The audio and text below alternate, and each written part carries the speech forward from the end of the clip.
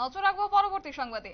ইতিমধ্যেই রাজ্যে এসে পৌঁছলেন বিপ্লব কুমার দেব। এক প্রকার বলা যায় বিদায়ী সাংসদ বা প্রাক্তন মুখ্যমন্ত্রী বিপ্লব কুমার দেব রাজ্যে এসে পৌঁছলেন, যেহেতু আগামীকাল দেশের অষ্টাদশ লোকসভা নির্বাচনের ফলাফল ঘোষণা, এবং সেই জায়গায় দাঁড়িয়ে ইতিমধ্যেই আজ তিনি এসে পৌঁছলেন রাজ্যে।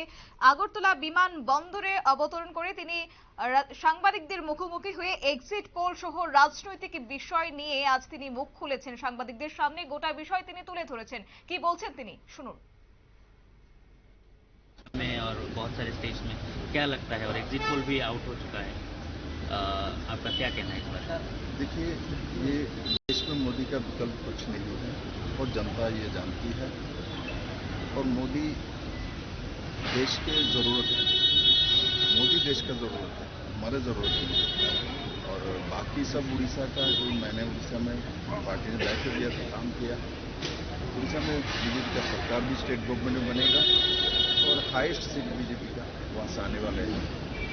17 के नीचे तो नहीं आने वाले, मेरा जितना असेसमेंट है, मैंने काम कर नीचे आया। और उड़ीसा में 25 साल से एक ही सरकार चले है। जिस तरीके से उड़ीसा में mines, minerals and everything is there, but Naveen Patnaik के नेतृत्व में उड़ीसा को जिस तरीके से डेवलप करना था उसके आसपास भी कुछ भी नहीं किया।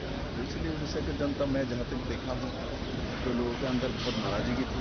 लोग समझते हैं कि उड़ीसा के पास सब कुछ रहने के बावजूद भी उड़ीसा से लोग जाके गुजरात में लेबर के काम करना पड़ता है, तो उसका रिएक्शन जरूर आएगा। और मैंने जिस तरीके से मोदी जी के प्रति लोगों का विश्वास है, चाहे तो ट्राइबल बेल्ट में हो, नॉन ट्राइबल बेल्ट हो, एससी बेल्ट हो, एवरीवेयर, कोस्टल बेल्ट हो, चाहे हिल बेल्ट हो, एवरीवेयर मैंने देखा।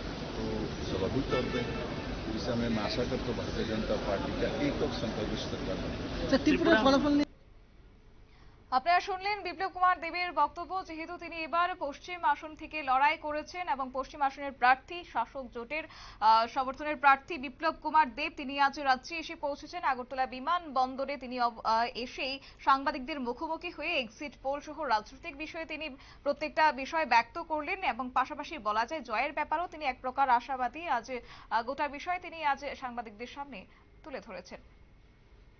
নিয়ে নিচ্ছি ছোট্ট একটি বিজ্ঞাপন বিরতি, সঙ্গে থাকুন।